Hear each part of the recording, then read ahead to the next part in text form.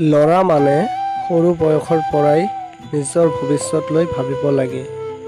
ল'ৰা মানে হেজাৰ দুখ কষ্ট হ'লেও মুখত হাঁহি লৈ কোৱা, মই ভালে আছোঁ।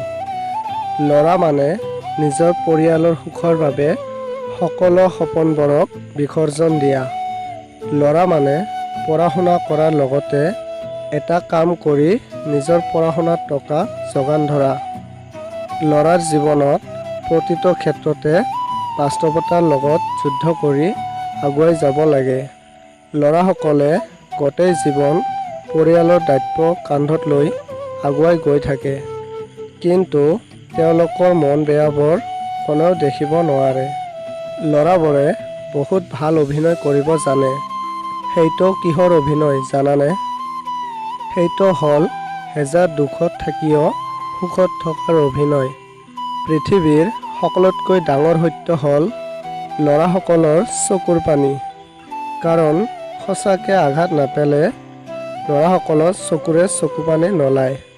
ছোৱালীসকলে দুখ পালে যিমানখিনি কান্দে, ল'ৰাসকলে তাতকৈ দুগুণ দুখ লুকাই ৰাখি হাঁহে। ল'ৰাসকলৰ কান্দাৰ শব্দ বহুত কম হয়, কিন্তু কষ্টৰ গভীৰতা হয় বহুত বেছি। কিতাপৰ পৃষ্ঠা মানুহক যিমানখিনি শিক্ষা দিয়ে, জীৱনৰ বাস্তৱতা তাতকৈ বহুত বেছি শিকাই দিয়ে।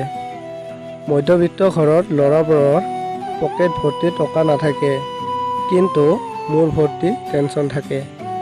কোনোবাই কয় ল'ৰাবোৰ বহুত বেয়া, আৰু কোনোবাই কয় ছোৱালীবোৰ বহুত বেয়া। সকলোৰে যে বেয়া সেইটো নহয়। সঁচা কথাটো হ'ল কিছুমান বেয়া ল'ৰাৰ বাবে সকলো ল'ৰাৰ বদনাম হয়, আৰু কিছুমান বেয়া ছোৱালীৰ বাবে সকলো ছোৱালীৰ বদনাম হয়। শুনিবলৈ বেয়া লাগিলেও এইটোৱেই বাস্তৱ।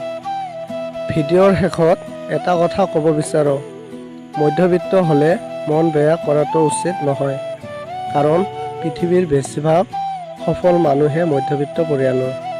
সেয়েহে নিজৰ জীৱনৰ সংগ্ৰামটো ভাল কৰি যোৱা চেষ্টা কৰা, কেতিয়াও হাৰ নামানিবা।